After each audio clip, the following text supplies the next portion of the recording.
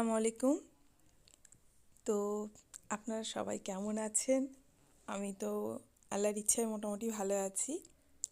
তো আজকে আমরা বানাবো fruit cake, Christmas special fruit cake. তো এর ভেতরে আমি একটুখানি বাঙালিয়ানার ছোঁয়া দিতে চাই। তো দেখুন বাঙালিয়ানার ছোঁয়া আমি কি কি দিই এর ভেতরে।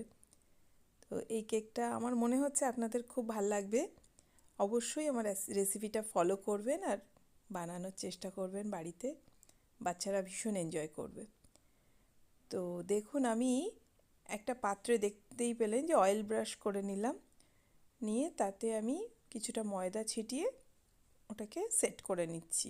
পাত্রটাকে আমি রেডি করছি, এতেই আমার কেকটা হবে। আর ওদিকে আমি একটা কড়াই বসিয়ে দিয়েছি গ্যাসে, ওটা 10 মিনিট মতো প্রিহিট হবে। ততক্ষণে আমি কেকের ব্যাটারটা বানিয়ে নেব।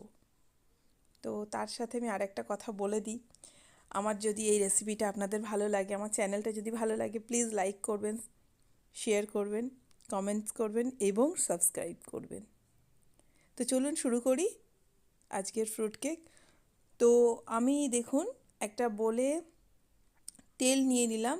এইগুলো মেজার করার জন্য কিন্তু আমি একটাই কাপ ইউজ করেছি।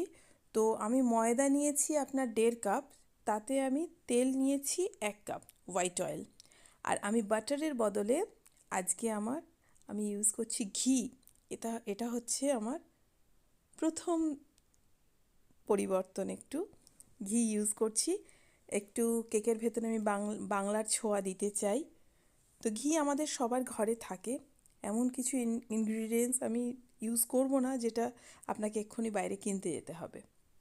তো তেল দিলাম, ঘি দিলাম, তার সাথে আমি 2টো ডিম দিলাম। এই দুটোর জায়গায় আপনি 3টে ডিমও দিতে পারেন।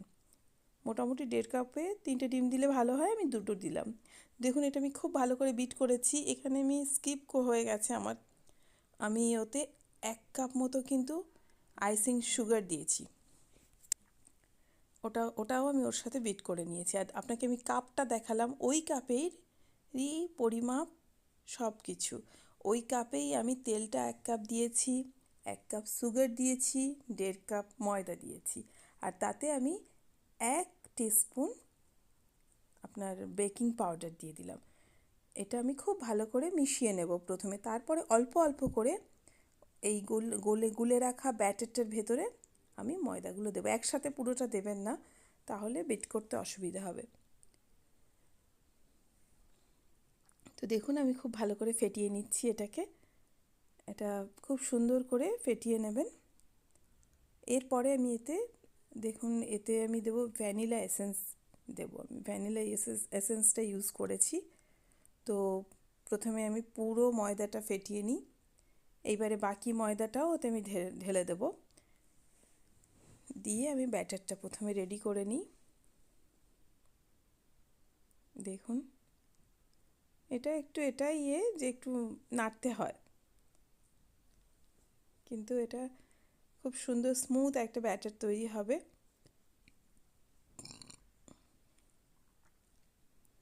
এতে আমি কনডেন্স মিল্ক ইউজ করলাম, 1 চামচ মতো কনডেন্স মিল্ক আমি দিলাম। এতে স্বাদটা খুব সুন্দর হয়। বাজারে কেনা যে কেকগুলো আমাদের সচরাচর পাওয়া যায়, সেই তুলনায় এটা খেতে খুবই ভালো হয়। এটা আপনি সবসময় বানাতে পারেন। এইবারে যেটা ইউজ করছি খেজুরের গুড়। এইটাই ছিল আমার বাঙালিয়ানার দ্বিতীয় ধাপ। তো প্রথমে ইউজ করলাম বাটারের বদলে ঘি, এবার ইউজ করছি খেজুরের গুড়।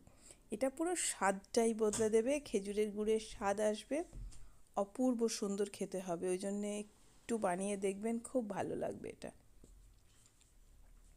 তো এটা আমি দেখে নেব, আমি একসাথে পুরোটা করছি না, পুরোটা দিচ্ছি না, আমি অল্প অল্প করে দেব। প্রথমে দেখতেই পেলেন আমি 2 চামচ মতো দিলাম, আমি আবার একটু দিয়ে দেব, কারণ এটা লাগবে। আর এবার আমি দিলাম ভ্যানিলা এসেন্স। এটা আমি 1.5 চামচ মতো দিয়ে দিলাম। তো এবার আমি খুব ভালো করে নেড়ে নেব। কেকের পরিমাপটা ঠিক রাখলে আপনি অনেক কিছু দিয়েই কেক বানাতে পারেন। আমি অনেক কিছু দিয়েই নিজের ঘরেই আমি কেক বানাই। আর যেটা খেতে হয় অসম্ভব সুন্দর, আর আমার বাচ্চারা ভীষণ এনজয় করে। এবার আমি কেটে রাখা ফ্রুটসগুলো দিয়ে দেবো। আজকে আমি ইউজ করছি আলমন্ডস, কিশমিশ আর খেজুর আর মোরব্বা। ক্রিসমাস স্পেশাল কেকে মোরব্বাটা মাস্ট, খুব ভাল লাগে। তো এটা আমি দিলাম। চেরিটা দিলে আরও ভালো লাগে। চেরিটা এই মুহূর্তে আমার কাছে নেই, আপনাদের কাছে থাকলে অবশ্যই দেবেন, ওটা খুব ভাল লাগবে খেতে, দেখতেও ভালো লাগে। তো দেখুন আমার ব্যাটারটা মোটামুটি রেডি হয়ে গেছে। এইবারে আমি ফাইনাল যে বোলটায় আমার কেকটা তৈরি হবে সেই পাত্রে আমি ব্যাটারটা ঢেলে নিলাম। এটা খুব হেলদি একটা জিনিস, যেটা বাচ্চাদের খুব পছন্দ হবে আর ওরা খেতেও ভালোবাসবে।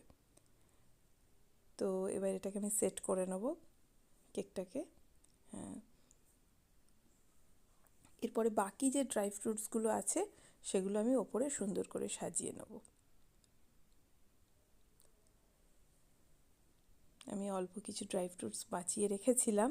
তারপরে এবার আমি যে প্রিহিট করে রেখেছি যে পাত্রটায়, মোটামুটি 10 মিনিট হয়ে গেছে, ওই কড়াইতে আমি এটা দিয়ে দেব। দিয়ে মোটামুটি 45 মিনিটস মতো লাগে। এই দেখুন, এটা আমি প্রিহিট করে রেখেছিলাম, এটা কড়াইতে একটা স্ট্যান্ড দিয়ে তার উপরে আমি দিয়ে দিলাম।